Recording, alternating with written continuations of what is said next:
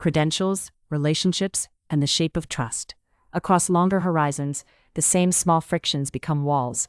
A meeting ends, an approval is delayed, and the dashboard still says access denied because the system cannot recognize the person behind the request. The broken assumption is quiet but costly. Being known no longer counts as being trusted. As systems scale, they increasingly substitute credentials for relationships because credentials are compressible, auditable, and enforceable across distance and time, while relationships are contextual, expensive to maintain, and difficult to govern at high volume. Trust has always been a form of risk management, but the mechanism changes under scale. A relationship is a thick channel. It carries history, nuance, and accountability in many directions at once. A credential is a thin channel. It carries a few attributes: role, clearance, membership, and it can be checked quickly. In the short term, credentials win because they lower transaction costs. A password, token, badge, or signed record can be verified in milliseconds. A relationship requires time, conversations, shared context, reputational memory. When there are more requests than any team can personally evaluate, the constraint becomes attention.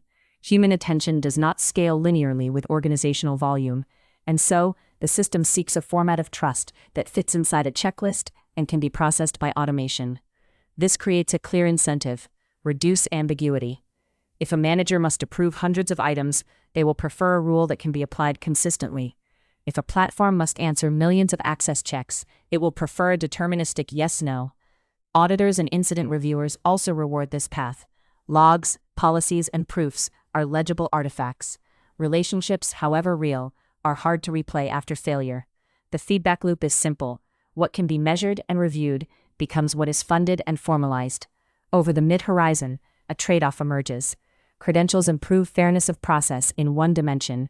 Similar inputs yield similar outputs, but they can degrade fairness of outcome when the credential schema is incomplete. The system may be consistent while still being wrong about what matters. A person can be deeply accountable to a community and still be rejected because the account is missing a flag. Another person can hold a valid badge and still act irresponsibly because the credential proves membership, not intent. The explicit constraint here is governability. To coordinate many strangers, a system needs rules that are enforceable without personal familiarity. Credentials provide enforceability.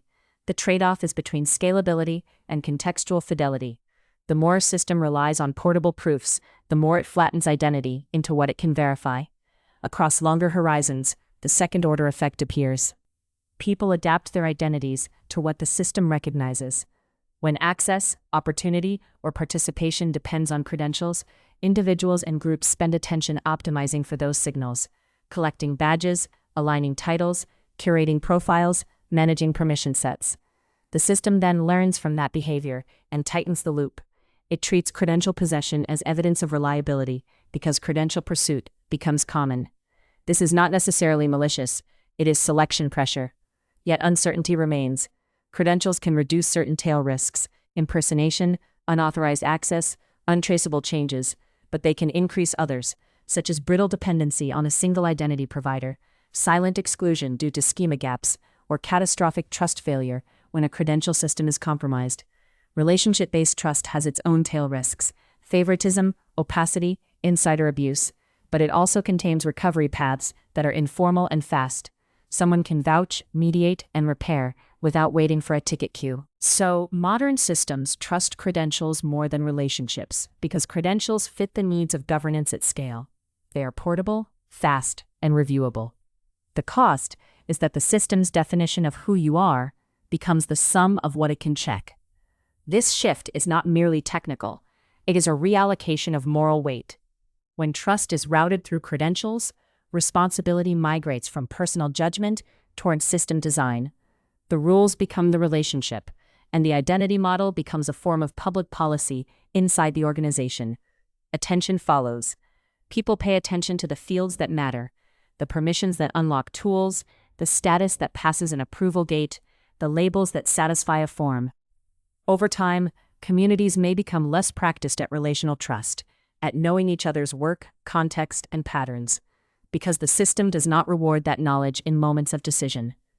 Governance is part of the system, and when governance is encoded as credentials, the system quietly teaches everyone what it considers real.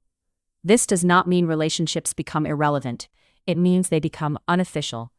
And what is unofficial is often hardest to defend when something breaks, because it leaves fewer traces.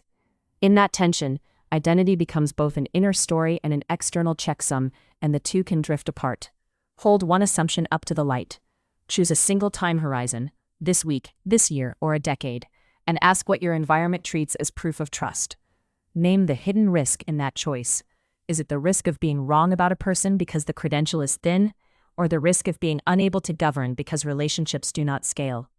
Notice which risk your systems are built to fear, and which risk they quietly permit.